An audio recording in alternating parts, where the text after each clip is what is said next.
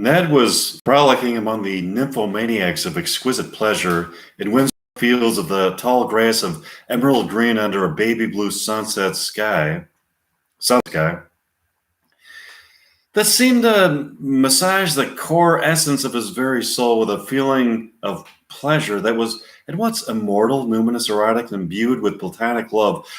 When suddenly he awoke, that was only a dream. It was the best dream he ever had in his life, but it was only a dream.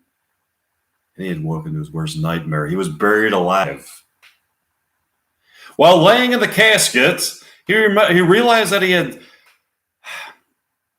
his cell phone with him in his left coat pocket. He got out his cell phone to call up his wife, Jezebel. Jezebel? Hi, where are you?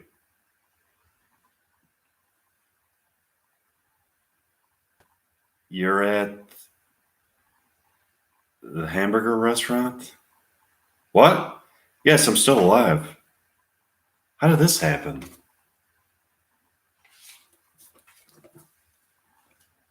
How did I get buried alive? What? No, I'm in near perfect health. Yeah, I'm 87 years old, but I don't smoke and I exercise 2 hours a day.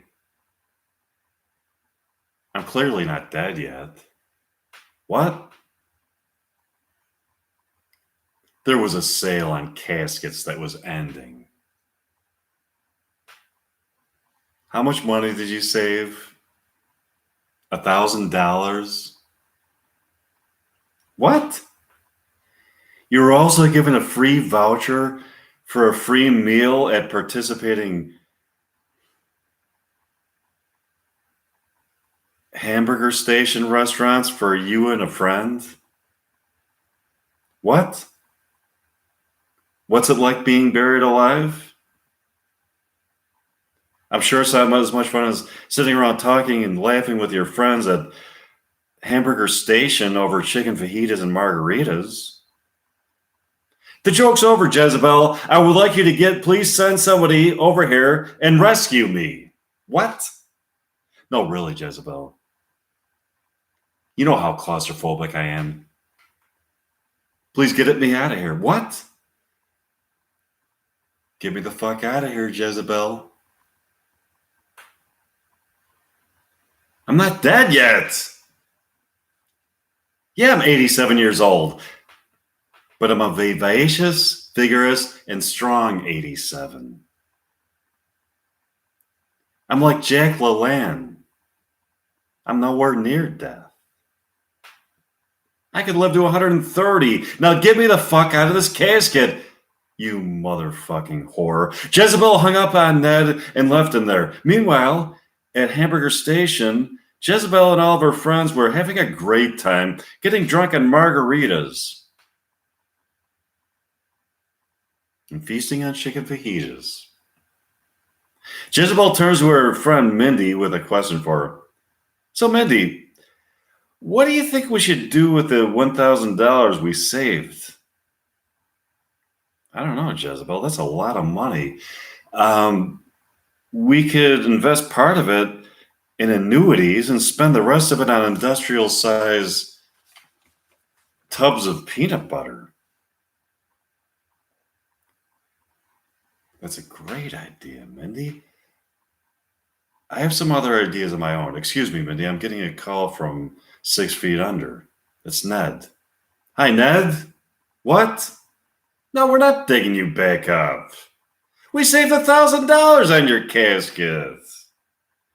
You'll be dead soon anyways. You're 87. We're not paying any of that profit back in excavation expenses. No, sorry, Ned. You're as good as dead, so rest your head. We are no longer wed. What? Fuck me? No. Fuck you, Ned. Bye. That little bastard still wants us to let him out of his casket. Tell him no way. He's 87. He'll be dead soon. He's 87. He's going to be dead soon. So we're saving money on the casket. He's 87. He's gonna be dead. I told him no way. My guess is that he's gonna die soon anyway. So I don't feel guilty. Do you, Mindy? No, I don't feel guilty either, Jezebel. I don't feel guilty. Ned was lying in his cave. Jezebel, when are you going to get me the fuck out of this casket? What? You're calling from Hamburger Station tonight and again with your friends. What?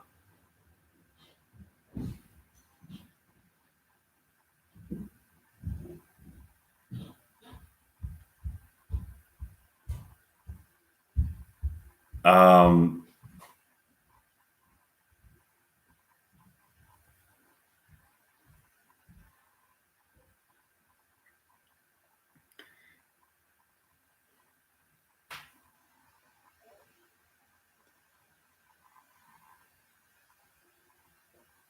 David Letterberg is also there. Can I talk to him? Thanks, Jezebel. Hi, Dave. How are you? What? You're doing a special edition of The Late Show with David Letterberg from Hamburger Station tonight? Yeah, I like Hamburger Station. The Hamburger Station. What? My wife says that if I want to get out of this casket, I have to do the top 10 list and impersonate you as closely as possible during it. Okay, I'll try. What? The top 10 list is with me in my caskets. Let me see. Oh, yeah, yes, it is. I see it. Here it is. I'll do the best impression of you that I can, David. Okay.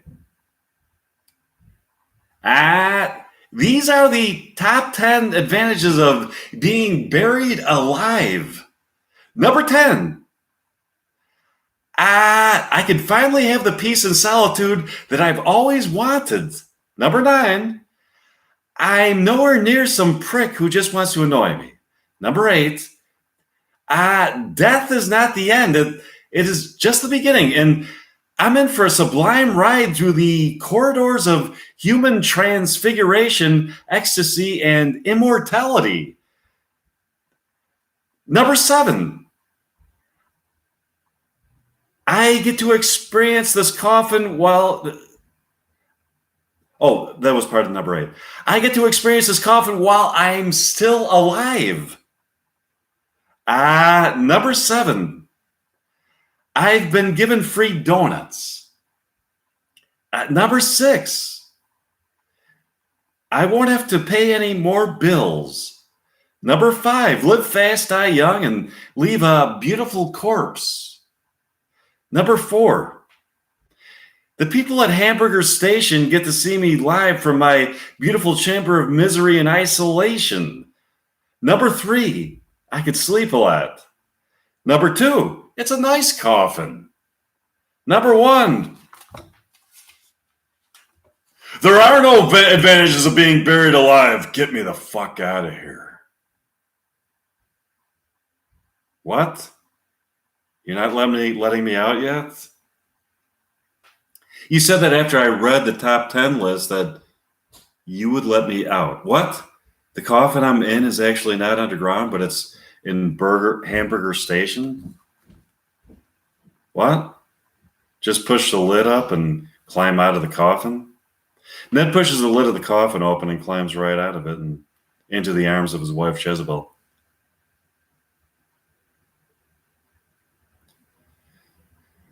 Hi, Jezebel. This has been a terrifying experience, but I'm happy to see you.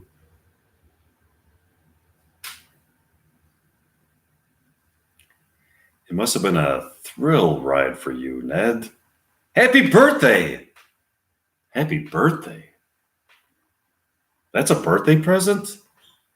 Being buried alive?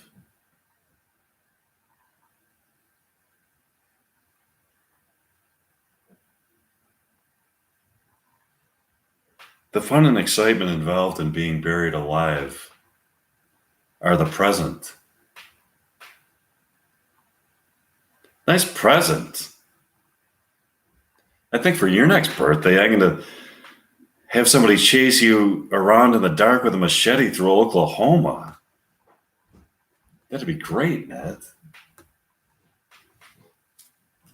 All of a sudden, Jezebel gets a phone call from the general manager of Hamburger Station. Hello? What? The Hamburger Station that we are all in is buried 2 miles below the surface of the earth. What? Yeah, we're having a great time, but we don't want to live the rest of our lives in Hamburger Station. What? We'll get free meals and drinks for eternity? That's terrific, but we would someday like to see the sun again.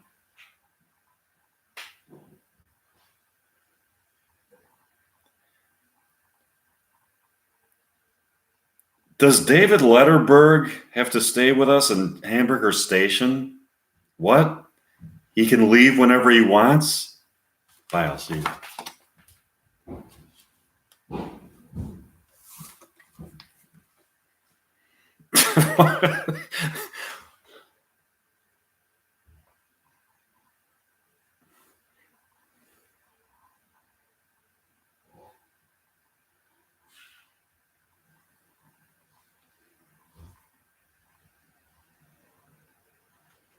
Waldo and Conway were wandering around the town of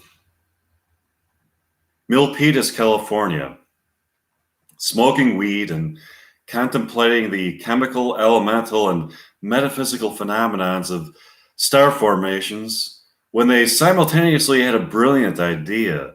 They looked at each other in mutual understanding and exclaimed to each other that they should construct a drive-in movie theater just outside of Milpitas. Their brains are both psychically correlated to the Esmeralda galaxy and all of its stars.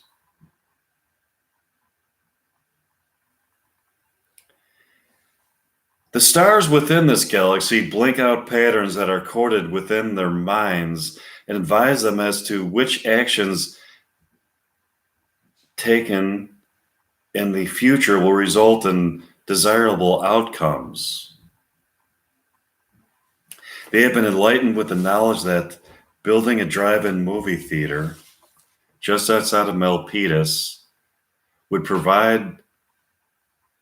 be prudent for the fact that it would be profitable. Okay, so I finally have a listener. I wonder if they're going to stay on. So this is some telling stories, and that's it. Okay, so.